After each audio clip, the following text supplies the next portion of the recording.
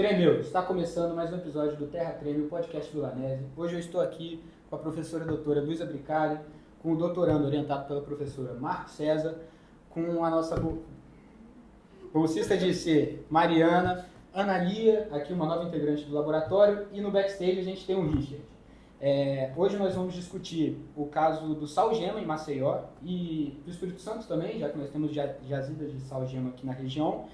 E é um assunto que está muito em voga, né? muito em alta por causa das questões do terreno, está afundando, de como isso está afetando a vida da população. E eu queria falar um pouco mais sobre o que é o salgema, né, professora? O que é esse mineral? Então, o salgema é uma rocha sedimentar, quimiogênica, vaporito, e ela foi depositada há cerca de 120 milhões de anos, né? Então, no Espírito Santo, a gente tem uma quantidade considerável do salgema, cerca de 54% dessa jazida está no norte do estado do Espírito Santo. Então, nesse ponto de vista, é uma temática importante para a gente, fazendo uma correlação com o que aconteceu e está acontecendo ainda em Maceió, né? Sim. Então, o salgema ele é extraído em Maceió desde 1970, na década de 70, e ele é muito utilizado na indústria química para a fabricação de PVC, então ele tem um valor comercial muito grande. E, pelo que nós estamos vendo, né, a extração em Maceió ela gerou diversas consequências, né, para a população local. Eu queria que a senhora falasse um pouco dessas possíveis consequências, das consequências que estão ocorrendo, como os sismos induzidos, dessa área aí. Então, a questão da extração do salgema é que eles retiram, né, um pedaço do material em subsuperfície, né? Está abaixo da superfície, cerca de entre 1.000 e 2.000 metros, no caso lá, acho que mais ou menos 1.800 metros de profundidade, eles extraíram, e fica uma parte vazia, né, como se fosse uma parte oca na subsuperfície, e isso gera instabilidade na superfície depois. E essa instabilidade é que é o problema, é que isso pode afetar, especialmente como está acontecendo, as ocupações, né? As pessoas que moram ali. Então a gente está lidando com vidas, com moradias, então é o tipo de coisa que a gente tem que ter cuidado. Então é um processo de subsidência do terreno que está acontecendo, né? Ele está descendo, ele já desceu mais de 1 metro, cerca de 1 metro, um pouco mais talvez, e isso é muito preocupante. A gente observou, né? Quem tem acompanhado as redes sociais, televisão, enfim, tem observado que várias casas, vários estabelecimentos estão apresentando rachaduras enormes. E isso é um risco, né, para a população local ali. Interessante que essa questão também da exploração traz a discussão também sobre a mineração em área urbana, né? Que ela vem precedida de uma série de estudos para justamente evitar que isso aí possa vir a acontecer. Né? E hoje a gente tem aqui no Espírito Santo, nós sabemos que temos a jazida, né? E as pessoas agora estão muito preocupadas, né, com essa questão. Mas é aqui no Espírito Santo. E tem motivo. Pode né? ocorrer a mesma coisa? Isso. A gente já teve mais de 60 mil pessoas que foram desabrigadas dos seus lares e mais ou menos 14 mil residências, né, por causa da extração de salgema e do risco de subsidência do solo. Você havia perguntado aí, Lucas, a questão dos abalos sísmicos, né? São sismos induzidos, né? Porque geralmente um abalo sísmico ele é ocasionado por uma movimentação de falha geológica, né, natural. Nesse caso, ele foi induzido por uma ação antrópica. Então, há anos atrás, nós já tivemos o registro e a ocorrência desses pequenos abalos na região. E atualmente isso está acontecendo também. Então, isso é um indicador de que algo está acontecendo ali, está tendo esse abalo, essa movimentação ali do terreno. Então, isso é um outro indicador importante para ser observado nesse tipo de extração, igual o Marcos estava mencionando, especialmente numa área urbana, né? Ou próximo a ela. E como a gente já mencionou aqui, nós temos aqui no Espírito Santo jazidas enormes, né, do salgema. E onde elas ficam, se há alguma exploração ou não, como está isso, professor? Então, atualmente a jazida de salgema está em fase de pesquisa, por enquanto. A localização dela está no norte do estado do Espírito Santo, né, a maior parte ali no município de Conceição da Barra, e em outras regiões, mas tudo ali na região norte também, mas a maior concentração é em Conceição da Barra. E como a gente já sabe, né, como é feita essa extração primeiro, acho que as pessoas não sabem, e se há alguma possível solução que a gente possa pensar para poder combater, né, a subsidência do solo? Então, a extração, primeiro tem que verificar a existência ou não. No caso do Espírito Santo, foi encontrado a partir da exploração do petróleo, acabou descobrindo essa camada de sal-gema, essa grande camada que a gente tem. E as pessoas geralmente colocam um material, né, um tubo gigantesco, para poder perfurar isso aí e poder extrair. Acaba vindo junto com a água. Né? Então, o sal-gema ele é composto por cloreto de sódio, tem um pouco também de cloreto de potássio, alguns estudos mostram cloreto de magnésio, mas grande parte cloreto de sódio. E aí é separado dessa água. E aí fica esse buraco, né? Que esse tubo entra, extrai esse pedaço do sal-gema, no caso aqui, fica essa parte oca, e depois tem que ser preenchido. Isso daí para que não cause essa instabilidade que está causando. E tem que ser preenchido corretamente, tem que ter um monitoramento sistemático, né? Nessas áreas. Agora, professor, uma coisa interessante nessas observações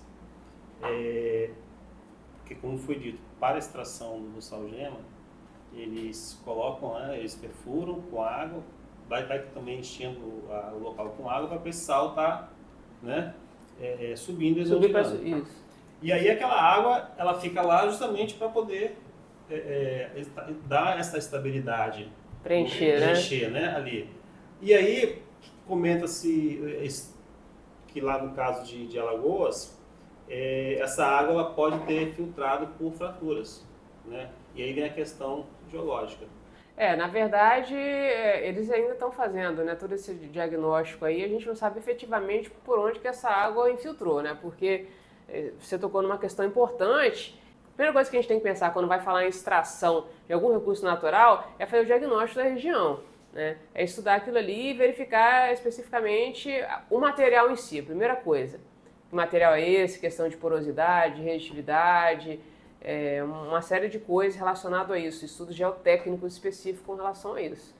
E a outra coisa atrelada a isso, é que o Marcos estava mencionando, é a questão das estruturas geológicas. Então, se você tem uma falha passando uma fratura ali, mas especialmente uma falha geológica, isso já é uma área instável. Né? Então, você extrair passando por aquela falha ali já é uma questão que você tem que saber muito tecnicamente contornar isso aí na hora de extrair. Né? Então, são as características do terreno, né, do material em si, nesse caso nas rochas sedimentares, a estrutura geológica, no caso falha, fratura especialmente, e fazer um diagnóstico. Mostrar, olha, a cara da região é essa aqui, ela é caracterizada por isso, isso e isso. O que a gente pode fazer, até que ponto a gente pode fazer. Então, o que eles estão tentando descobrir é por onde que essa água escapou ali. E isso é uma questão realmente preocupante, porque acabou causando a instabilidade na região. A questão da subsidência do solo, naturalmente ela ocorre, né? Uhum. E quais são os motivos, assim? Então, são vários motivos. Subsidência é a descida, né, no caso, verticalmente desse solo, que pode acontecer por vários motivos, entre eles, movimentação de falha geológica, o próprio material ali sem ser uma falha, mas ele pode ceder por algum motivo, os movimentos de massa. Então, a gente tem vários motivos que ocorrem a subsidência de um terreno. A própria formação de bacia sedimentar começa por uma subsidência. A bacia sedimentar começa por uma subsidência. Então, a subsidência é um termo geral para a gente relatar essa descida, né, de parte do terreno em várias escalas. E, professora, em relação aos abalos sísmicos, a gente tem ouvido na mídia que aconteceram muitos nessa região, mas tem alguns que não dá para sentir e tal, a população não se sente afetada. Como é que funciona? Inclusive, sobre essa questão é legal ressaltar, porque teve um abalo sísmico considerado baixo, né? Abaixo de 1, não é um abalo sísmico tão significativo. De 0,8 na madrugada do sábado. Só que a questão da profundidade, ela interfere, porque foi a 300 metros do solo. Então, os abalos sísmicos, apesar dele de às vezes acontecer dele terem baixa magnitude, né, do abalo, a superfície acaba sentindo, porque ele está mais, nesse caso aí, por exemplo, né, quando ele é pouco profundo, as pessoas em superfície sentem mais. Isso aconteceu aqui no Espírito Santo, tanto em Vitória quanto na região de Pancas, agora recentemente, 2020, 2021, aconteceu isso daqui. Foram abalos de magnitudes muito baixas e, ao mesmo tempo, as pessoas sentiram a superfície tremer. Por quê? Porque o terremoto aconteceu em baixa profundidade. A questão, por exemplo, do afundamento de diversos bairros, né? Quer dizer, não foi só de diversos bairros, foi do município inteiro de Maceió. No caso, quando acontece esse afundamento, ele vai gerar um terremoto, um tremor? Não necessariamente. Talvez a população saiba o que está acontecendo no afundamento ali. Então, geralmente ele pode acontecer um abalo sim, porque tá mexendo com o terreno ali, né? Então, as pessoas podem às vezes não sentir, igual o terremoto, nem sempre você sente, você tem alguns resquícios de que aconteceu aquele abalo. Então, muitas vezes as pessoas sentem, outras vezes o abalo acontece, as pessoas não sentem, mas aconteceu também. Então, isso é uma questão difícil de você bater o martelo e efetivamente afirmar isso daí. Mas quais são as camadas embaixo e em cima do sal? Então, são rochas sedimentares, né? As rochas sedimentares têm vários tipos de características geotécnicas dela, né? Alguns são arenitos, outros são argilitos, outros são siltitos ou argilo-arenito. Então, tem que saber qual o tipo de camada que está ali. Cada uma tem uma característica, nesse caso sedimentar, específica, né? Uma tem mais poro que outra, né? Outra é mais compactada, então o argilito ele se comporta muito diferente de um arenito, então tem que ver isso. E mesmo os dois arenitos, eles têm comportamentos diferentes de acordo com a porosidade, quantidade de quartzo presente, a mineralogia, né, ali presente nessa rocha sedimentar e as próprias estruturas sedimentares ali presentes também.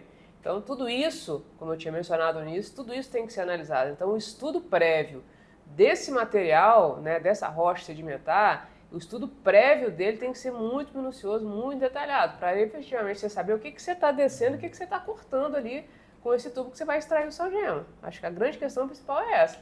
E é isso também, vendo o material, você vai ver também a estrutura, né, porque as rochas elas são afetadas, entre aspas, por as estruturas geológicas, né, são as falhas, fraturas, as dobras, enfim. Então são coisas importantes também, até porque as falhas se movimentam por si só, naturalmente. Então já é considerado uma zona instável, né?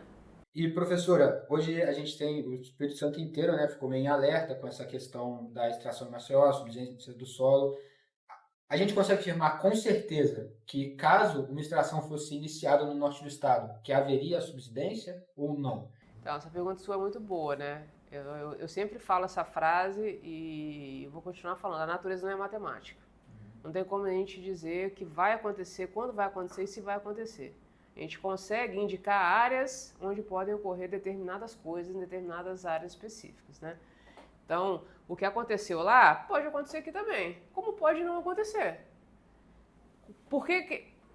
E como é que a gente faz isso, né? Então, a primeira coisa é o que eu mencionei, você tem que analisar o terreno. A primeira coisa que tem que ser feita, que é o que a gente costuma não fazer, especialmente no Brasil, é ter essa prevenção das coisas. Como é que faz essa prevenção das coisas? É estudar efetivamente o que tem ali. Então tem um diagnóstico técnico, né, com especialistas, dizendo o que está fazendo, igual quando a gente vai construir um empreendimento em algum local aí, para poder construir alguma coisa, né, tem um diagnóstico geológico, geográfico, biológico, geotécnico, de uso e ocupação do solo. Tem uma série de estudos específicos para poder dizer, olha, dá para implementar, ou então dá para implementar com ressalva. E nós temos que fazer isso e isso para poder adequar e que fique de uma maneira positiva e boa para todo mundo, né? O que não dá é para chegar numa determinada área e não completar esse diagnóstico efetivamente. Essa é a grande questão. Então a prevenção, isso a gente não tem muito esse hábito no Brasil em tudo. Até na saúde a gente não tem isso. Melhorou? Melhorou. Na questão também da geociência, melhorou? Melhorou. Mas tem que melhorar mais. A gente tem muitos exemplos disso no Brasil e no mundo que aconteceu vários desastres ambientais e a grande maioria deles foi exatamente por conta disso. Então, se você não tem um diagnóstico fechado de uma área, que é a primeira parte, e a segunda parte, você tem um controle, um monitoramento efetivo daquela atividade que está acontecendo ali, seja ela em extração, seja ela o que for, você não tem um controle total da área. Então a natureza, em algum momento, ela vai querer o seu espaço de volta. E o que é isso? Ela se comporta de uma determinada maneira. Você mexeu nela, ela vai mudar. E em algum momento ela quer aquilo de volta, porque é natural, é da natureza isso. Então esse tipo de coisa é o que a gente tem que ter mais preocupação e mais cuidado. E a natureza somos nós também, né? A partir do momento, o ser humano é a natureza. Então, a partir do momento que a gente mexe na natureza, a gente, além de estar afetando todo o meio, né, o ecossistema de uma maneira geral, a gente está afetando a gente, porque a gente vive num ecossistema. Então, tem que pensar nessas coisas também. Eu acho que talvez tenha faltado limite humano em saber até que ponto talvez poderia acontecer a extração mineral, né? Porque vem questão, talvez o tamanho das minas, o tamanho do diâmetro dos poços, talvez não tenha sido bem regulamentado. É difícil dizer efetivamente qual foi a falha, o que efetivamente é falha no sentido de o que aconteceu ali para ter gerado o que gerou, né? É muito ruim ficar julgando as atividades, as pessoas, sem a gente ainda ter efetivamente conhecer saber efetivamente o que aconteceu. O que a gente pode dizer é o que deveria e o que deve ser feito. Então, tudo na vida, inclusive isso, são coisas para a gente aprender e não repetir. Né? Algumas coisas já aconteceram que a gente deveria ter aprendido. Isso que eu falo, nós, seres humanos, nós técnicos, nós cientistas, tem que pensar nesse tipo de coisa. Então, tem um protocolo, né, de realização das atividades. E esse protocolo ele precisa ser seguido à risca. Não dá para brincar. A Mariana acabou de mencionar aqui, tinha população ali, mexeu com o município inteiro e estava do lado ali. Então também a questão de um raio de abrangência, que o Marcos tinha mencionado de área urbana. Será que não é importante ter um raio de abrangência para as pessoas não estarem tão próximo ali? Isso não foi pensado? Por que não foi pensado? A gente não sabe ainda, é difícil dizer, mas para as outras ocasiões é esse tipo de coisa que tem que ser pensado. Então, tá vendo? Não é só olhar o material em si, que eu tenho repetido aqui várias vezes, as características geológicas, geotécnicas, geográficas, mas também o perímetro disso, até que ponto isso pode acontecer, até que ponto isso não pode acontecer, o que vai afetar, quem vai ser afetado, porque a gente está tratando de vida, né? E vida é a coisa mais rara que existe na natureza, né? Que é a própria natureza em si, na verdade. Interessante que essa exploração lá em Alagoas, né, ela se deu a mais ou menos que 1.200 metros, né, de profundidade. Então, eu acho que até mesmo os moradores, né, fica pensando assim, pô, não vai acontecer nada, né, porque 1.200 metros é muito só. Só que a gente vê que não foi bem assim. E vindo aqui para o Espírito Santo, essa questão de Alagoas, ela vai servir de exemplo, né? Caso futuramente queiram, né, consigam explorar. Então, como já foi dito aqui, ter toda essa questão técnica para ser resolvida. Eu acredito também que a legislação, alguém deve, né, fazer mais exigências, né, para evitar que situações como essa venham a acontecer aqui no estado. Até porque aonde tem essas jazidas são áreas de comunidades, né, tradicionais, quilombolas, né, então tem toda uma questão também envolvida. Sim. Tem que ter todo o cuidado a mais, realmente, né? Por causa que é a preservação de uma identidade, de uma cultura, né? É muito importante. Você não pode simplesmente também chegar lá e querer realocar as pessoas que moram naquela região para uma área longe da extração. Elas vivem daquilo ali, daquele meio, daquele terreno há séculos, são a subsistência deles. Então, é importante também ter esse debate de até onde pode ir a exploração, esses estudos, assim, é muito importante que os legisladores, né, os políticos e tudo mais, comecem a conversar isso para poder delimitar, implantar limites. Aqui foi implantar limite, né, porque o Ministério Público foi quem barrou a exploração do sal-gema aqui no estado. Aí hoje, como a professora citou, está limitada a pesquisa e não ao uso comercial, né? O que está mais preocupante aqui para o estado do Espírito Santo nesse momento é exatamente o que vocês estavam mencionando, que são as pessoas e especialmente os quilombolas, né, que é uma comunidade tradicional importante aqui no nosso estado, né, para as pessoas que não conhecem o estado do Espírito Santo, é uma comunidade importante e que a grande preocupação é essa. E aí, se for extrair, o que vai acontecer com eles, né? O que vai ser feito? Então está todo mundo tá um alerta muito grande com relação a isso. Isso é muito humano, né? Eu acho que essa preocupação é muito humana e muito válida. Então a principal preocupação é: o que aconteceu lá pode acontecer aqui, e se acontecer aqui vai afetar os quilombolas. Então no estado do Espírito Santo o grande alerta está focado nisso daí, o que é muito válido e importante, né? Você falou a necessidade de uma fiscalização quanto, por exemplo, ao impacto ambiental que pode acontecer. Só que, teoricamente, por ser ali na subsuperfície, então tem um menor impacto ambiental, né? Então talvez não tenha tanta preocupação em, não sei, saber se pode daqui futuramente causar alguma É coisa. porque também é algo que não é visível, né? E desmatamento é algo que a gente consegue ver. Bem claro, a gente consegue ver lá áreas da Amazônia sendo desmatadas, áreas para criação de gado sendo feitas, né? Construídas, Qualquer fazer tratamento de intervenção na solo. natureza vai causar impacto Mas- ambiental. Com Sim, certeza, mas mas o sal Mas é gema, visível. o sal gema ele não ia ser consequência visível. É. As consequências estão sendo sentidas agora, estão sendo visíveis desse tempo para cá. A pergunta da Mariana, o questionamento da Mariana foi bastante interessante, porque a população em si não estava vendo. A gente sabia que tinha extração, a população Não tava vendo talvez a magnitude daquilo. entendeu? Não sabia qual que era o tamanho dos poços, provavelmente. Estava, tá gerando emprego. Sim, tá embaixo da gente, Tá debaixo da gente, então é tipo, muito diferente você pegar e uma madeireira desmatar uma área toda para plantar eucalipto. Uhum, Que ali as pessoas vão ver, vão questionar por que estão fazendo isso, isso daqui na área de preservação. sim. Mas lá em Maceió você tem algo que, como eu já disse muitas vezes, não é visível. Então, a população realmente não tem nem porque efetivamente não é nem se preocupar. Ela realmente não sabe porque não sabe, mas os especialistas, as pessoas responsáveis, elas têm por obrigação e dever saber isso, mesmo que não esteja visível, como a Mariana mencionou. Eu entendi o questionamento dela. É uma coisa que ninguém está vendo, ela está ali embaixo, nunca vai dar nada. Né? Mas quem é especialista sabe que pode dar alguma coisa, pode não dar nada, se for bem feito, bem realizado, bem estudado, mas pode dar alguma coisa em algum momento. Uma coisa, aqui no Espírito Santo a gente foca muito que o relevo de rochas magmáticas, Pão de Açúcar e tal, isso tudo a gente já conhece. Mas se o sal gema é uma rocha sedimentar, como que isso aconteceu e como que o Espírito Santo tem 54% da jazida de sal gema do Brasil?